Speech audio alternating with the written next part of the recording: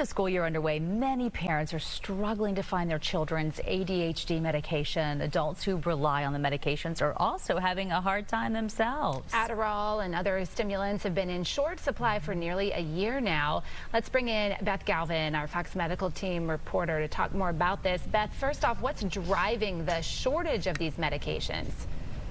Well, good morning, Melissa and Sally. It's really sort of a supply and demand issue that you often hear about with these types of medications. So there was a major manufacturer of these stimulants that had some production delays, manufacturing delays. And then on top of that, there were several companies, especially those that make the generic forms of these stimulants, who just didn't meet their production quotas that the federal government allows them to, sets for them, that the DEA sets for them. So they just sort of failed to meet those, those limits that were set for them. And then that kind of, triggered this situation where we had, a real shortage. The FDA saying, in 2022, there were about 1 billion doses of these stimulants that went unmade and unshipped to pharmacies. And they're expecting, it to be about the same this year. So a real sort of backlog in production and getting these out to people who need this medication. Back in the day, people just thought kids, or really even adults, were either just hyper or they were unfocused. But there's been a lot of awareness about ADHD. So you think that so many more people have gotten diagnosed that's leading to this problem of the shortage as well?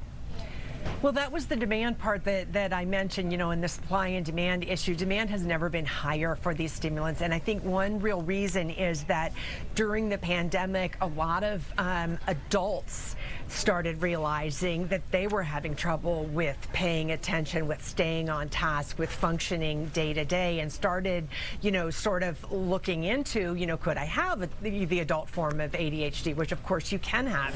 And at the same time, psychiatrists were forced to sort of go online with their practices. So they were treating patients virtually. They were prescribing stimulants in some cases to patients they believe had ADHD virtually without physically seeing the patient. So we did see a real significant rise in the diagnosis of this attention disorder, and also in the number of scripts that have been written for people for this medication, which can be enormously helpful to somebody who has ADHD.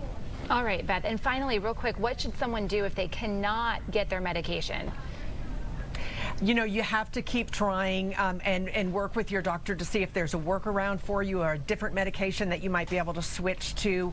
Keep trying with your pharmacies. We're told by the FDA that things should be starting to get better by December, but I know that's not good news for a lot of people who are going month to month, because this is a controlled substance and they've got to get it filled, every 30 days. So it's not easy.